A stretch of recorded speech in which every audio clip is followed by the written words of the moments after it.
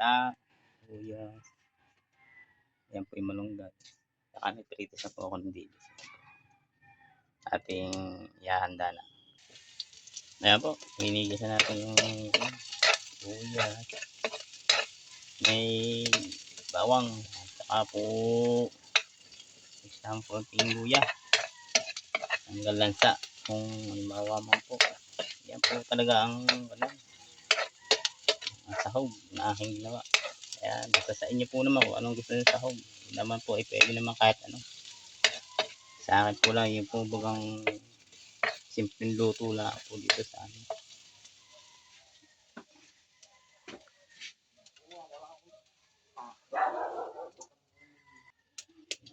Binuhusan na natin ang gata. Ating pakukulukuloyin lang.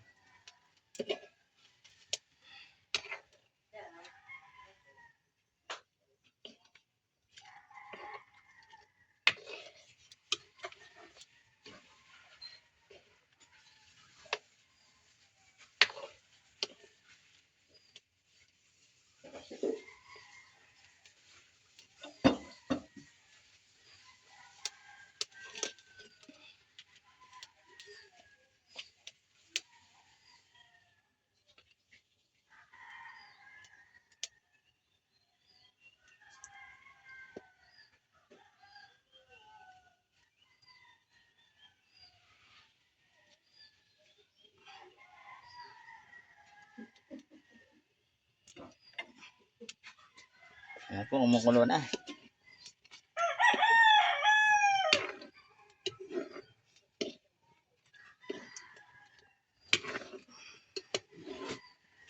Sabi nga, pag may nakatikim nito, ay babalik-balikan sa tanong ko sino nagluto.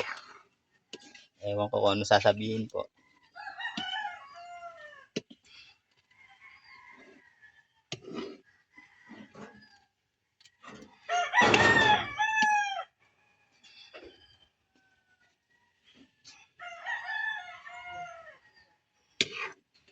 Basta sa akin po, basta nakatikim nito, kahit sa panaginip,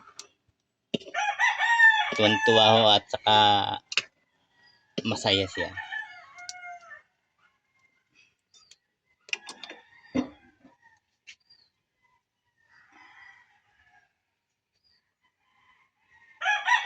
Yan, kumukulo po. Kumukulo, aawas. Pwede na ilagay po yung malunggay. Nakakulo na.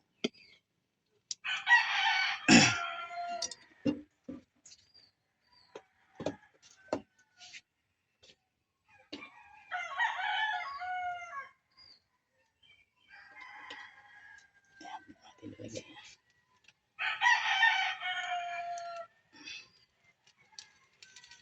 Yan po.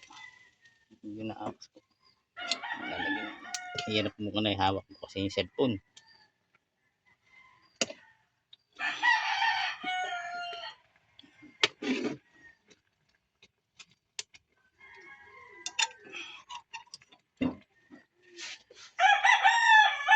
Lagay ulit.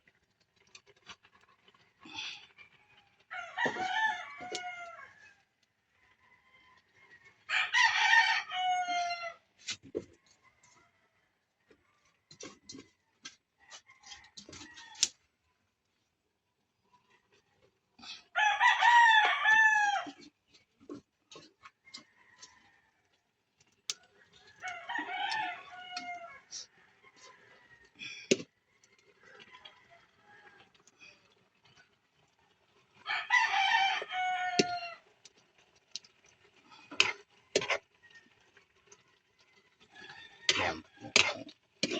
Sarap po niyan.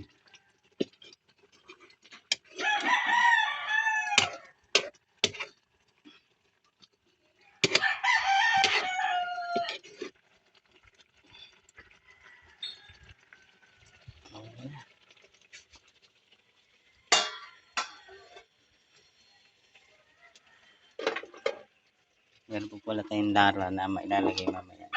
Yung kinuha ko po doon na ipinakikita kong mga lara, yung lara po sinumbungan.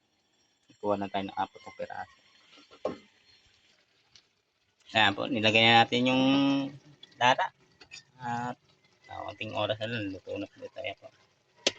Ngala ang tiyaga po sa usok. Talagang nanununtok.